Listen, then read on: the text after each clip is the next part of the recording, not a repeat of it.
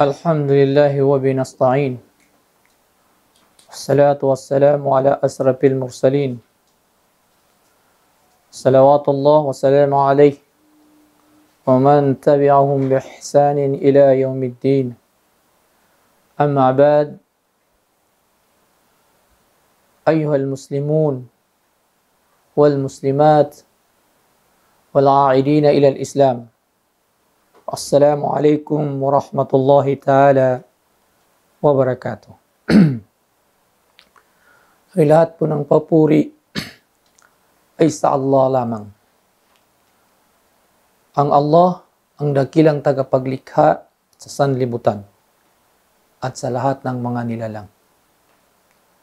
Ay pasalamatan din po natin ating sponsor sa MPDA TV.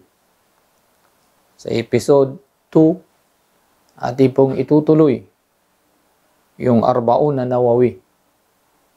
Na lecture po sa mga kapatid natin na embrace sa Islam at sa lahat po ng nakikinig hindi pa po na embrace sa Islam sapagkat tayong lahat ay magkapatiran sa angkan ni Adam o di kay si Adan alayhissalam.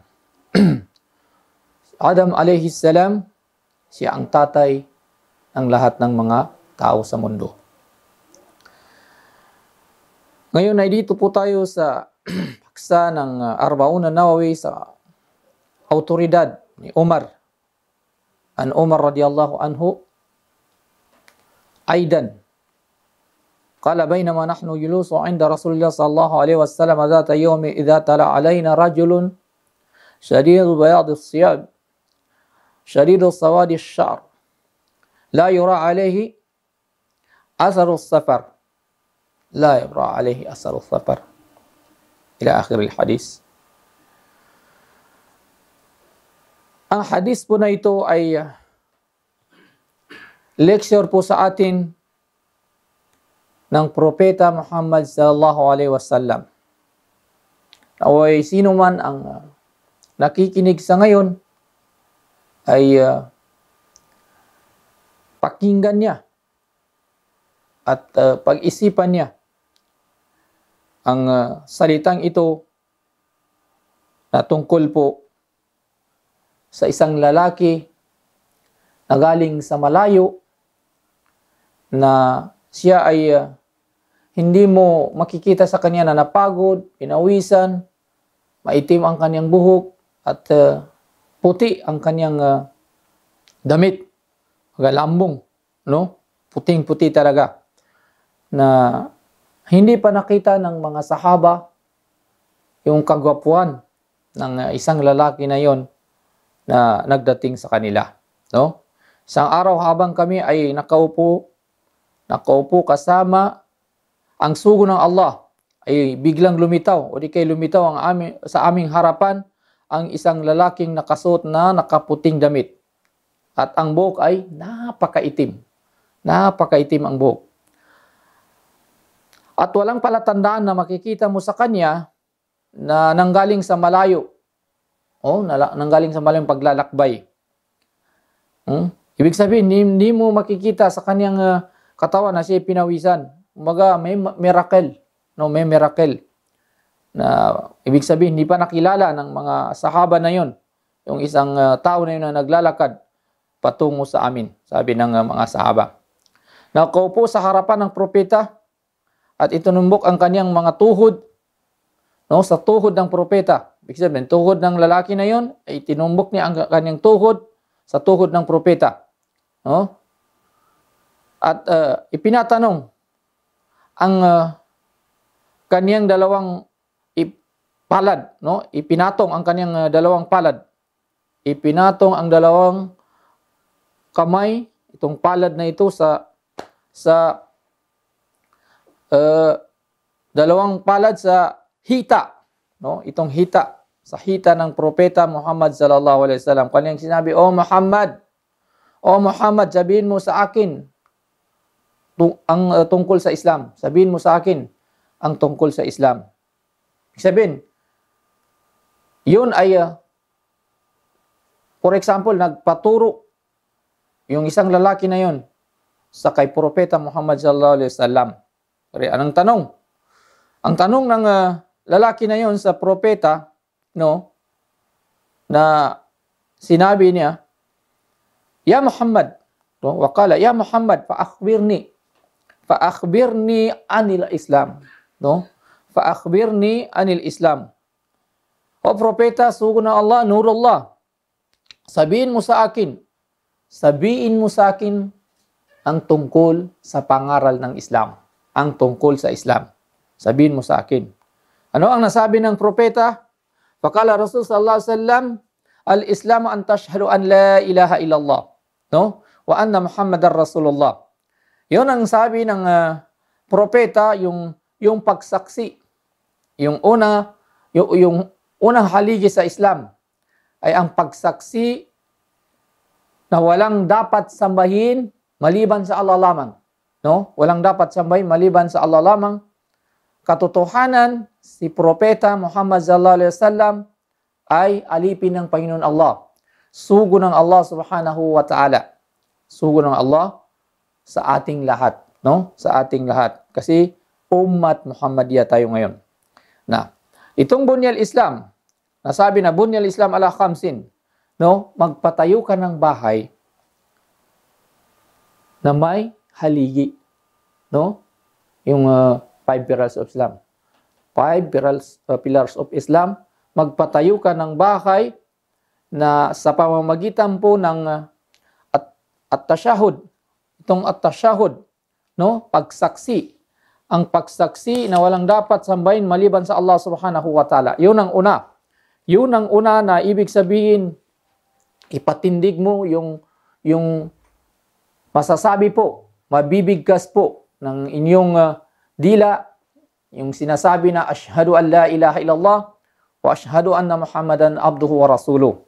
Ang pagsaksi mo na yon ay nakapatindig ka ng poste na simula dito sa baba hanggang doon sa kalangitan at hanggang doon sa paraiso na maisusulat yung pangalan mo na ikaw ay sumasaksi na walang dapat sambahin maliban sa Allah subhanahu wa ta'ala. Yun ang kahalagahan ng Islam. Ibig sabihin, magpatayo ka ng bahay, sabi ng propeta, na sarili mo yun, sarili mong gawa dahil lang yun sa pagsabi mo. Ang kapital lang ay ang pagbigkas mo ng kalima la ilaha illallah, yung sinasabi na antashhadu an la ilaha illallah, no? Pagkatapos nun ay permanente mo na yon. Ibig sabihin gunitain ng Panginoon Allah. Permanente na yon, masabi mo, mabigkas mo every salah. Every na ikaw ay mag-perform ng salah sa pamamagitan ng ablution. Pagkatapos mo ng ablution, di ba, magsaksi ka dyan ng kalima la ilaha illallah. Baga, ashhadu an la ilaha illallah wa ashhadu anna Muhammadan abduhu wa rasuluh. Yun ang pagsaksi na hindi mo na itataas ang dalawang mong kamay, dalawang mong palad sa Panginoon Allah subhanahu wa ta'ala. Kahit na ikaw naglalakad, pwede rin nabigkasin mo yun pagkatapos mo ng ablution sa udu. Yun ang kahalagaan ng ibig sabihin ng pagpatayo mo na titibay. Titibay yung poste na yun na ipatindig mo yung sarili mong bahay doon sa paraiso. Ang pangalawa ay watuqimus sala, no? Itong pagperform ng sala, no? Sa takdang pagdarasal. Dapat maisagawa ng bawat yumakap sa Islam at bawat Muslim yung sinasabi na sala. Kasi hindi ka masasabi na ikaw ay Muslim kung hindi mo yun magawa. Yung sala na yun. Yung obligado na yun. Obligada sa lahat ng mga taong sumuko. O di kaya yung mga kapatid natin na yumakap sa Islam at saka yung mga Muslim na asliyon ay dapat gampanan ninyo ang tungkulin ninyo sa Panginoon Allah subhanahu wa ta'ala na may patayo ninyo ang pangalawang poste na yun. Yung pangalawang poste na yun ay aakyat yun papuntang kalangitan at doon yun magagawa sa paraiso na ikaw ang gumagawa sa sarili mong paraiso. Kasi hindi po pwede na ang Panginoon Allah subhanahu wa ta'ala ang gagawa sa iyo. Kaya tayo nilikha dito sa mundo upang gawain natin kung ano man ang iniutos ng Panginoon Allah Subhanahu wa Ta'ala para sa ating lahat, no? Para sa atin.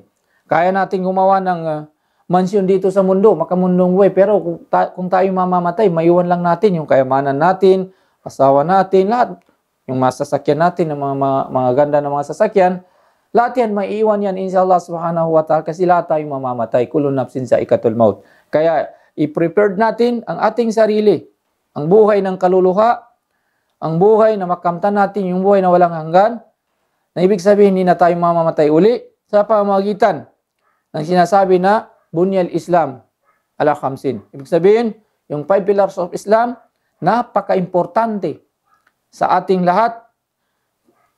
Ikaw hindi pa na-impress sa Islam, dapat gamitin mo ang utak mo. Kung sino ang nagbigay, sino ang nagsabi sa salitang yan. Sinabi ba yan ni Ustad? Sinabi ba yan ni Kwan? O di kay si etc. Hindi. Galing yan sa sugo ng Panginoon Allah at galing nautos yan sa Panginoon Allah Subhanahu wa Ta'ala. No? For example, itong watuqimus salah.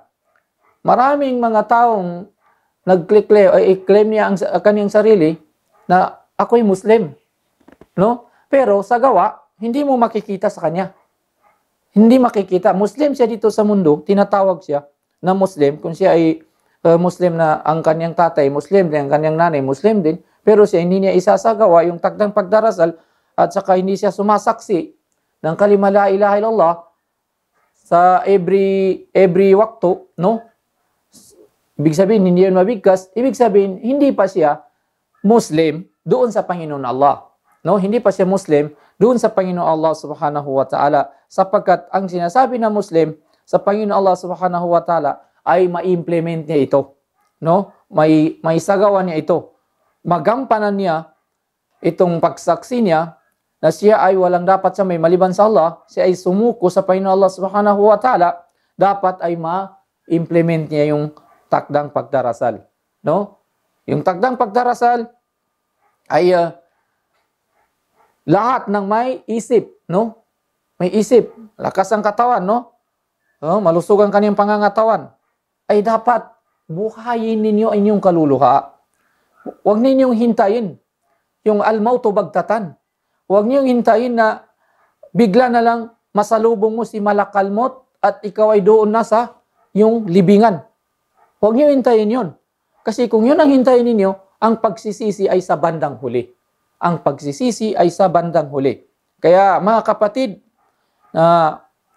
yumakap sa Islam at saka yung mga kapatid namin na hindi pa po yumakap sa Islam, ay nais namin pong may parating sa inyo ang mensahe na ito na galing po sa propeta, galing po sa Panginoon Allah Subhanahu wa Ta'ala na advice sa ating lahat na walang exempted sa atin. Walang exempted sa atin. Maliban lang sa mga taong buang. Maliban lang sa mga taong hindi na makakita yung kanyang mga mata at saka hindi makarinig, no? Pero, basta kaya niya yung sinasabi na takdang pagdarasal, may kakayahan siya sa pag-iisip, no? Dapat gampanan mo ang tungkulin na bilang ikaw ay isang Muslim. No? Dapat gampanan mo ang tungkulin na yon. Ang sunod na ipatayo mo, napatayo mo na yung dalawang poste na yon, ay patuti at zakah. Itong sinasabi na pagbibigay ng kawang-gawa. Itong az-zakah, zakatul amwal, no? Wajib yan, no? Wajib. Sa lahat ng may kayamanan. Lahat ng may pera. Yung may pera, maibigay yan sa mga fakir, yung zakah na yan. May patayo mo yung pangatlong poste na yon sa pamamagitan ng kung ikaw ay binigyan ng Panginoon Allah Subhanahu wa Ta'ala ng kayamanan, ikaw ay mayaman, no? Dapat yung zakah, i-total yun every month. I-total mo yung income mo sa every month. I-total mo rin yung, kung ikaw ay nag-opisina, alam mo na kung ilan ang sweldo mo, ibibigay mo yung zakah na yun sa mga taong, ibig sabihin, nasasakad niya yung zakah na yun. Sa mga fukara, sa mga miskin, sa mga amil, mga kolektor po natin, at saka mga kapatid natin na yumakap sa Islam, at saka yung mga nabihag, at saka yung mga may utang na hindi na makabayad, no? At saka yung mga daawa, nagabigay ng mensahe na wala silang, ibig sabihin, sariling mga kuwang kay nagadaawa lang sila. Ang pagkakita sa kanilang sa kanilang mga tao ay umaga miskin talaga, wala talagang mga income kay nagbibigay lang ng mensahe sa Panginoon Allah Subhanahu wa Ta'ala. Ano, yung mga kapuspalad, di kayo yung naglalakbay, na ibig sabihin na short yung kanyang budget na hindi siya makauwi, no? May bibigay yung zakah na yon na may budget niya doon. Ibig sabihin, mga kapatid, kung ikaw ay nakabigay ng kawanggawa na doon talaga sa right person, no? Ibig sabihin na naipatayo mo yung pangatlong poste na yon. Kaya dugtungan lang natin itong episode 2 natin inshallah subhanahu wa ta'ala. Wa ilaw na sukran. Assalamu alaikum warahmatullahi ta'ala wabarakatuh.